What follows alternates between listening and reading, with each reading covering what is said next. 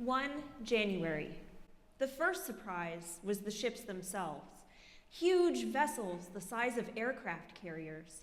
The bow of the leading ship slowly lowered, and a sizable party of the visitors emerged and began moving majestically across the water towards the shore. At least no one panicked. Then came the second surprise. The visitors spoke in the familiar and comforting tones of former President Reagan. A spokesperson for the space people raised a hand and spoke crisply and to the point. And this point constituted the third surprise. The vessels carried within their hold treasure of which the United States was in most desperate need. Gold to bail out the almost bankrupt federal, state, and local governments. Special chemicals capable of unpolluting the environment. And a totally safe nuclear engine and fuel to relieve the nation's all but depleted supply of fossil fuels.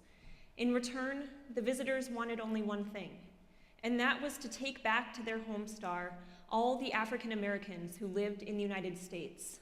The space traders said they would wait 16 days for a response to their offer. On the birthday of Martin Luther King Jr., they would depart, carrying with them every Black man, woman, and child in the nation, and leaving behind untold treasure. So the story that you just heard is from the opening paragraphs of The Space Traders. It's a narrative science fiction work by former Dean of the University of Oregon Law School, Professor Derek Bell. So the story is about discrimination against African Americans in the United States and the futility of working within the constraints of our current political system and expecting some kind of meaningful change. So it was actually Professor Bell's work that first inspired me to read the narrative in my most proximal discursive arena, which is collegiate debate. So I competed in debate for 6 years, and 5 of those were here at the University of Oregon. Now, diversity in collegiate debate can mean a lot of different things, but I'm specifically interested in diversity in terms of argumentative innovation and knowledge production. So in parley or parliamentary debate, teams typically have 20 minutes to research arguments for or against a given resolution, and most resolutions are policy suggestions. For instance, the United States federal government should pass the Farm Bill. So teams debate the advantages and disadvantages of a world where the policy is enacted to decide if the policy is more desirable than the status quo. And the judge votes for the team that most successfully proves their advocacy is beneficial for the world. So this is a totally fine method of debate for a lot of people, but I've found it to be inadequate.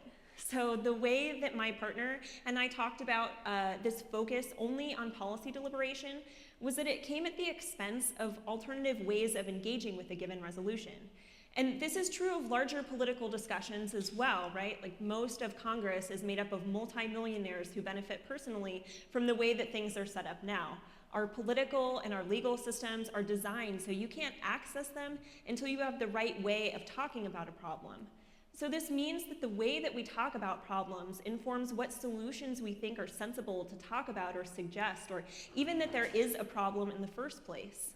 So this isn't to say I don't think we should never take policy action to solve problems, but rather that if you can't interrogate a problem from every angle, we'll always come up with the same or just a limited set of possible solutions.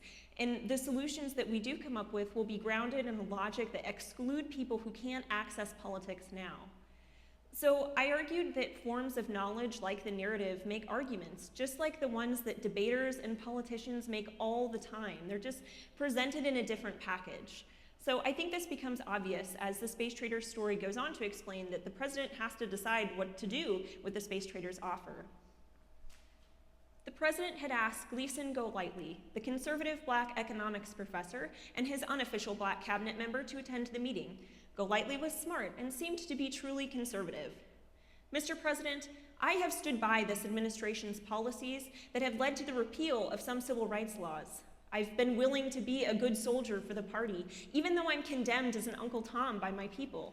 My record of support entitles me to be heard on the space traders' proposition. I disagree strongly with both the Secretary of the Interior and the Attorney General. What they're proposing is not universal selective service for Blacks. It's group banishment.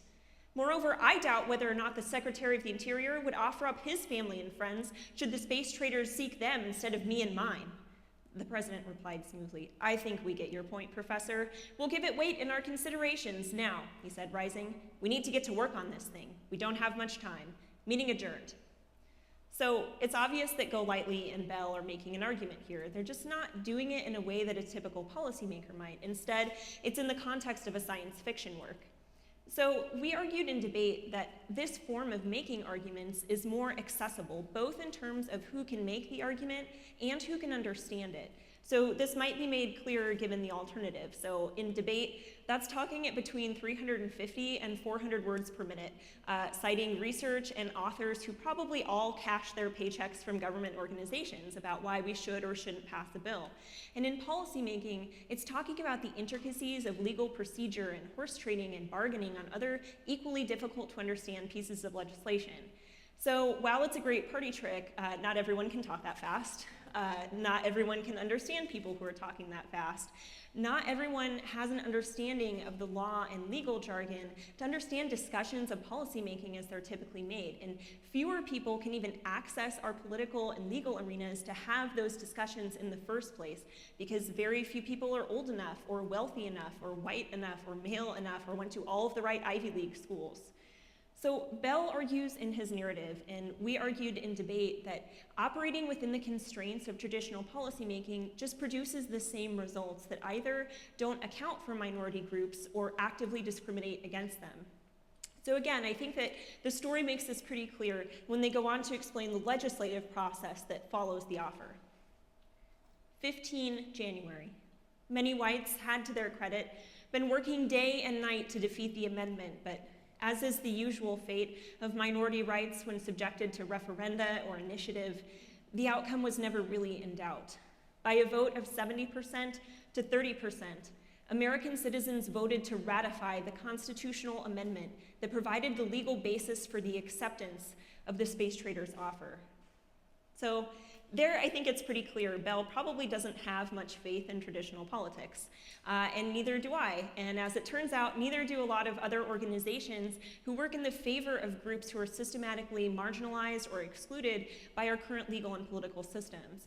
So a really good example of an organization that uses this same narrative approach is the Innocence Project. So the Innocence Project works to exonerate wrongfully convicted individuals, now collectively totaling 947 years in prison for crimes they did not commit. So these stories collectively point to larger structural inadequacies and the racism that's endemic to our criminal justice system. So in using these kinds of narratives to get people who otherwise might not have had a reason to care about changing our criminal justice system to learn about these wrongful convictions, the Innocence Project shows the power of the form and content of narratives. So this kind of begs the question, like, why use a narrative? Why not just publish the same information in a pamphlet? Well, I argued in debate that narrative is an attempt to incorporate subject analysis. So this means that the person who is the speaker matters.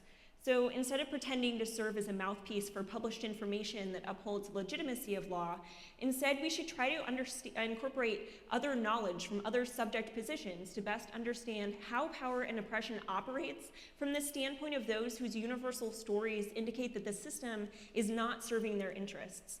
Basically, it just lets us hear from people who are marginalized or silenced in our current legal and political discourse.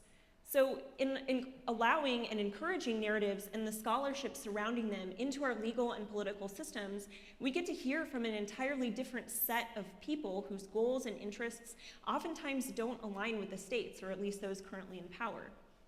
So why did I read the narrative in debate? Well, for me, debate was really the first space I ever got where I felt listened to, and like people would have to take my arguments seriously or else they would lose. And I can only really describe that experience as tremendously empowering. And that's not an unusual experience for people like me who identify as women, or people who don't fit into a traditional gender binary, or people of color, or people from lower socioeconomic statuses, anyone who doesn't just get to be the dominant discourse by default everywhere else in our society. So once I had this platform and this voice, I wanted to use it to incorporate new forms of knowledge, so maybe someday we wouldn't keep coming to the same conclusions I saw us coming to over and over again. So I encourage all of you to tell and to listen to the narratives that we aren't hearing in our dominant political and legal discourse, because it's only when we take advantage of these new political vantage points that we can appreciate perspectives that otherwise never would have been possible. Thank you.